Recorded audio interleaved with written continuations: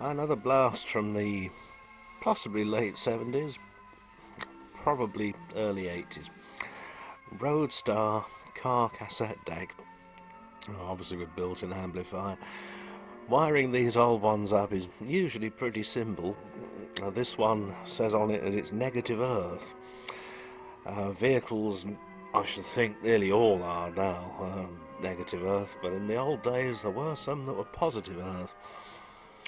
That is to say, the positive side of the battery was connected to the car body, rather than the negative, as is the case, well, universally now, I think.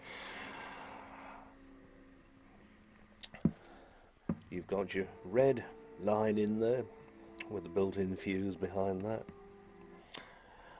And then two sets of speaker leads, each with their outward and return wires. I've wired it up to these little two-way things from Goodman's. Just have a quick look inside there, which I've thrown my way. And despite being small and not very powerful, they do sound nice. And they are actually two-way. This really is a tweeter, rather than just a plastic moulding or some such. Little long throw, well, what passes for a woofer, but given the sound, it's not bad.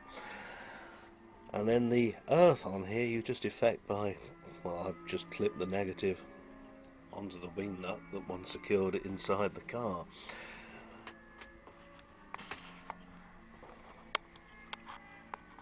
On the front you've got your volume control, balance, tone, fast forward, rewind and eject. Pressing the tape in starts it playing in the usual way.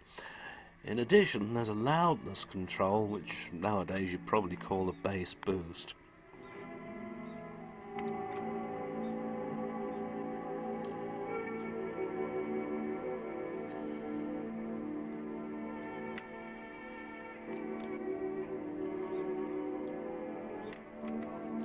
And you can clearly hear the difference with it off, couldn't you?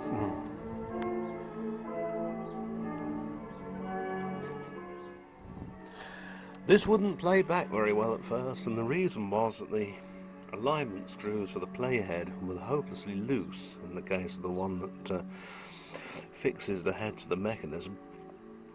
So well, that wasn't very good, so I've tightened that and reset the head alignment, dropping a tiny bit of glass paint on the end of the screw to stop it rattling loose and getting out of alignment again.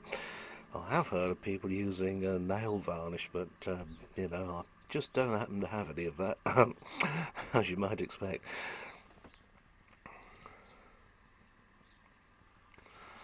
And there we are. That seems to be quite a competent little player. Probably only about 5 watts RMS per channel. That's all they used to be in those days. Inside it's very nice and clean.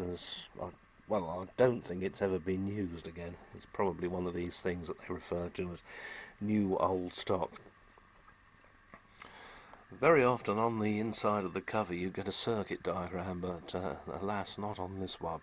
Although there is a hole there to let you adjust the tape head alignment without dismantling the thing. Although the thing is, you'd have had to take it off from its position in the car to get at that anyway, because that's on top of the set. Ah, never mind. The thought was there.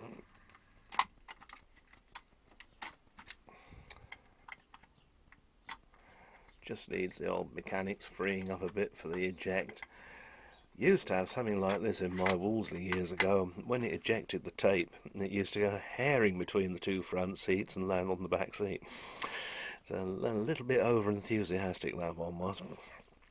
I think it was a JVC. It was a long old time ago.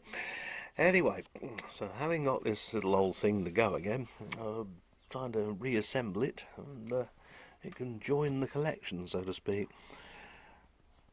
Tiny little motor here that drives it has a separate control module for speed, rather like Philips used to do with their equipment years ago. And speaking of Philips equipment, this arrived today, and it's N2407 tape deck in there. It's got built-in amplifier, It's the single player sister to the auto changer one. I would have said the 2408, but yeah, it's full of rotten belts and everything that needs sorting out. So more about that in due course, I expect. Anyway, time for tea. Bye for now.